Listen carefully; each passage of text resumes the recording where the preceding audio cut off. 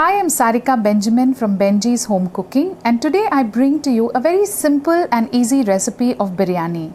When you hear the word biryani, people think it's very laborious and time consuming, but this recipe is so simple with the basic ingredients that are available at home.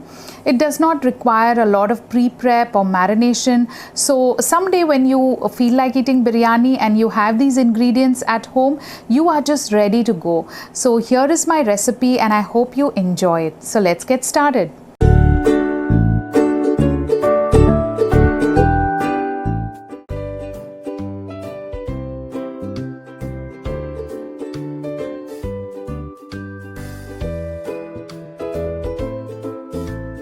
For the biryani, you will need fried onions. In this recipe, I have taken 3 large onions, sliced them as thin as possible and fried it in hot oil. You need to have these ready a little ahead of time. It's an important ingredient and adds a wonderful flavor to the biryani and also in the garnish. So please don't miss out on this.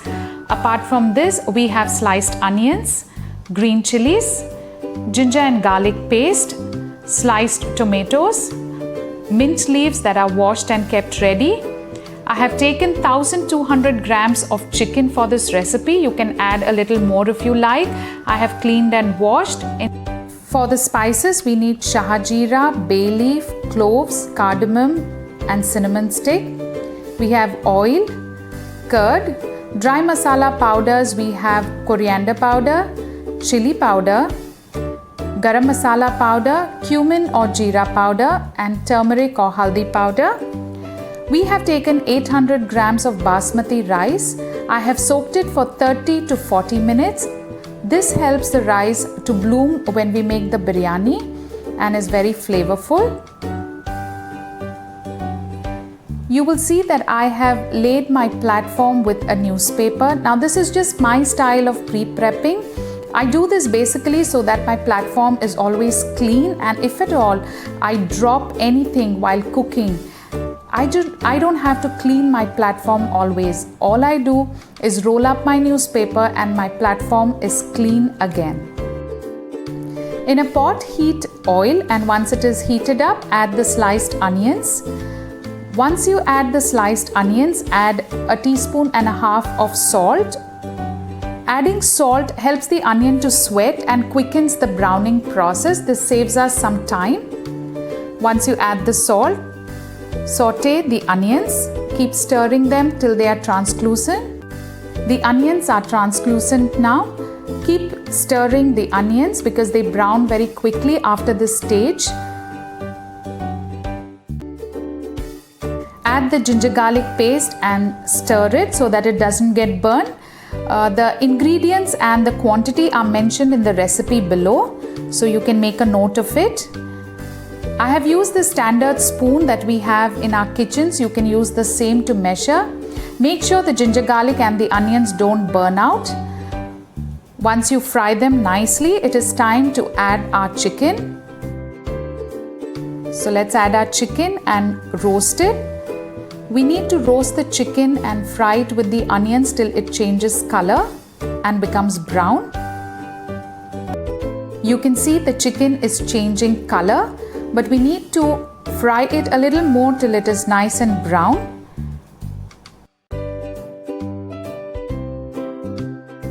Our chicken is nicely browned and dried. We are going to add the masalas: chilli powder, coriander powder, garam masala powder, cumin powder and the turmeric powder, and we are going to keep our flame on sim so that the masalas don't burn. Make sure of that. This is a very important stage. To this we are going to add sliced green chilies, and we are going to roast our chicken along with these spices on slow flame just to make sure that all our dry masala powders don't burn out.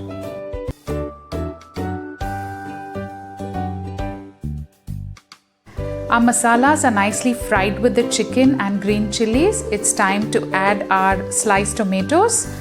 So we're going to add tomatoes, a handful of coriander leaves, a handful of mint leaves, and continue to cook the chicken till the tomatoes are soft. Keep the flame on medium and continue to cook it. Our tomatoes are nicely cooked and it's time to add curd. This is a very important step and you need to keep the flame on minimum or our curd will split. I have taken half a cup of beaten curd and I'm going to add it to the chicken.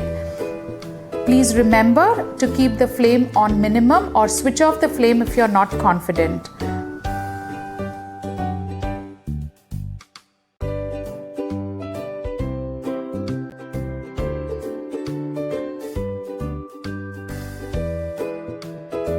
Once you add the curd, mix it gently. If you have switched off the flame, you can switch it on right now. If the flame is on minimum, continue to have it on minimum and cook the chicken in the curd. Once the curd is well mixed, add salt according to taste. Remember, we have already added salt when we were frying the onions. So taste the gravy and add the salt accordingly. The curd is well absorbed and the chicken has started to form a gravy. At this point, we will put a lid on and cook the chicken for another 10 to 15 minutes or till the chicken is done about 90%. After about 10 minutes, the chicken is well cooked and the masala is thick. At this stage, if you find that the gravy is liquid, just keep the flame on high and thicken the chicken till it reaches this consistency. And once it is thick and coated, just switch off the flame. For the rice, keep a pot of water to boil. To that, add all the whole spices, a teaspoon of oil and salt according to taste. I have taken about 3 liters of water and added 2 teaspoons of salt. The water should be salty enough for the rice to absorb it.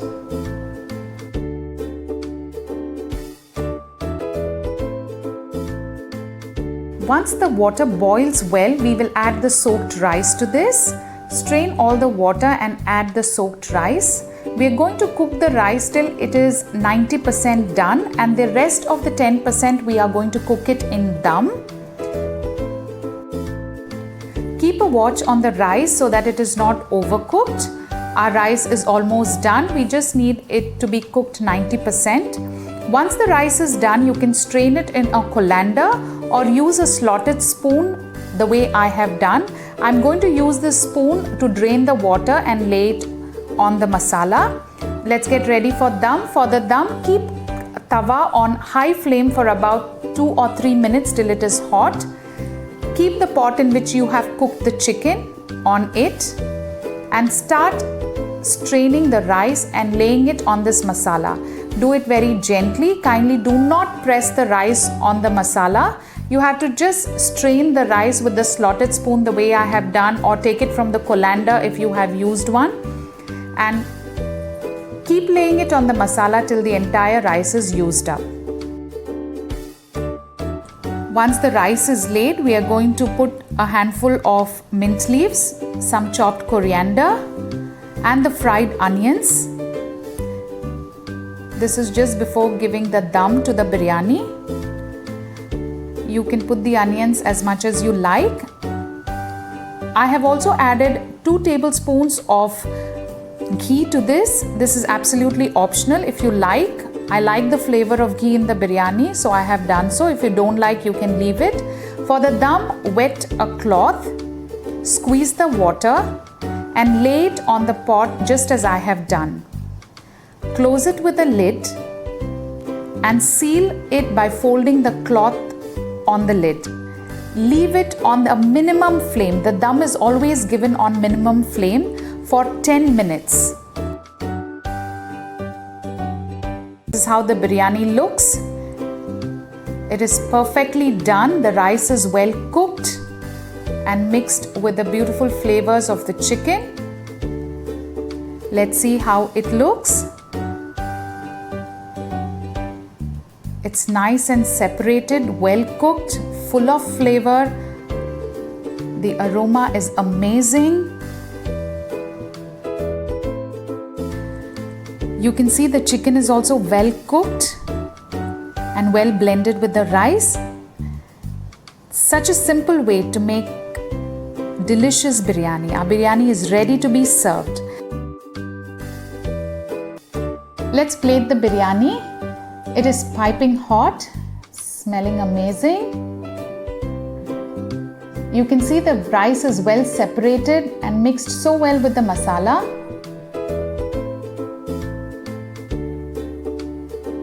Let's garnish it with some mint leaves and some fried onions. Our biryani is ready. It's so easy to make. I hope you've enjoyed this video. Hoping to see you the next time.